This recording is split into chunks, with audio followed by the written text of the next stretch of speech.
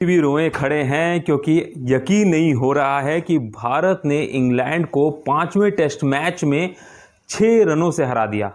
सांस रोक दे थे आज इस जो वहां इंग्लैंड की सुबह और भारत की जो दोपहर थी, क्योंकि जब ये मैच शुरू हुआ आज तो लग रहा था कि क्या भारत वो कारनामा कर पाएगा जो आज तक उसने कभी इतिहास में नहीं किया है। क्योंकि आपको बता दें, जो सबसे कम मार्जिन से भारत ने टेस्ट मैच जीता है वो 2004 में महज 13 रन से ऑस्ट्रेलिया के खिलाफ वो मैच जीता था, वो भी काफ़ी ऐतिहासिक था।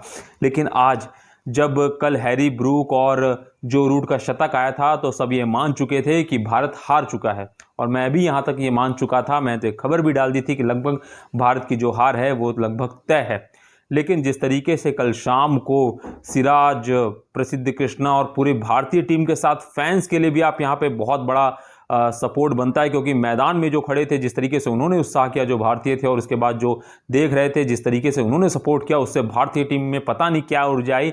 उस ऊर्जा को हम बातों में, शब्दों में नहीं कह सकते, लेकिन उस ऊर्जा ने भारत को यकीनन वो दिलाया हौसला कि हम मैच जीत सकते हैं, और उसको जो मूर्त रूप था ना उसमें बदल दिया। चलिए आपको बताते हैं आज हुआ क्या। जब बॉलिंग करने के लिए भारतीय टीम उतरी तो सिराज ने आज भगवान की तरफ देखा कि खुदा आज बस एक एहसान कर दे कि आज मैच जिता दे, क्योंकि वो गम चौथे टेस्ट मैच में जब वेल्स गिरी थी और भारत 20 रनों से हारा था तो आज भी 35 रन चाहिए थे। लेकिन शुरुआत इसके एकदम उलट हुई। प्रसिद्ध कृष्णा की लगातार शुरुआती 2 गेंदों पे 2 चौके, सीधा स्कोर 27 रन पे। अब ऐसे में लग रहा था कि जब 2 चौके लगे तो क्या भारत आज हार जाएगा, लेकिन फिर यही मोहम्मद सिराज ने वापसी दिलाई, जेमी स्मिथ को आउट किया। जेमी स्मिथ को जैसे आउट किया ऊर्जा का संचार हुआ, और उसकी अगली ही गेंद पे एटिंगसन का भी कैच ड्रॉप ना किया होता केएल राहुल ने तो भारत उसी समय और एक कदम बढ़ जाता, लेकिन ऐसा नहीं हुआ।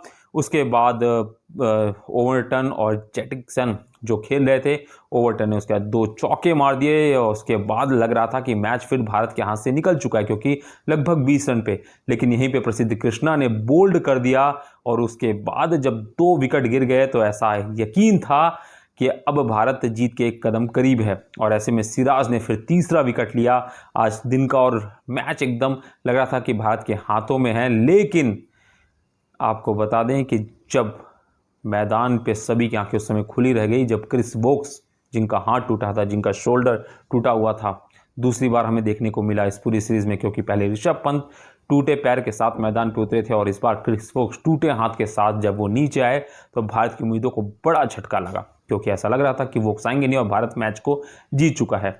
लेकिन क्रिस वोक्स आए, उन्होंने सपोर्ट किया।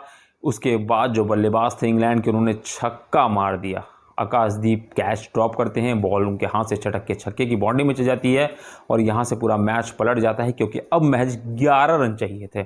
और उसके बाद लगातार 2 ओवर में सिंगल डबल निकलते हुए जो कुल स्कोर बचता है 7 रन, यानी 7 रन जीतने के लिए और 6 रन मैच ड्रॉ करने के लिए। ऐसे में सिराज के हाथ में गेंद थी, सांसें थमी हुई थी, क्योंकि एक शॉट इंग्लैंड ना केवल मैच जीता बल्कि सीरीज भी अपने नाम कर जाता, और वहीं अगर भारत विकेट लेता तो चमत्कारिक रूप से हारा हुआ मैच जीतता, और सबसे बड़ी बात कि सीरीज जो है वो 2-2 से ड्रॉ हो जाती। और सबसे यकीनन बात ये होती कि रोहित और विराट की एब्सेंसी में, ऋषभ पंत की एब्सेंसी में नई युवा कप्तान शुभमन गिल 25 साल के, और नई टीम के ऊर्जा में क्या बदलाव।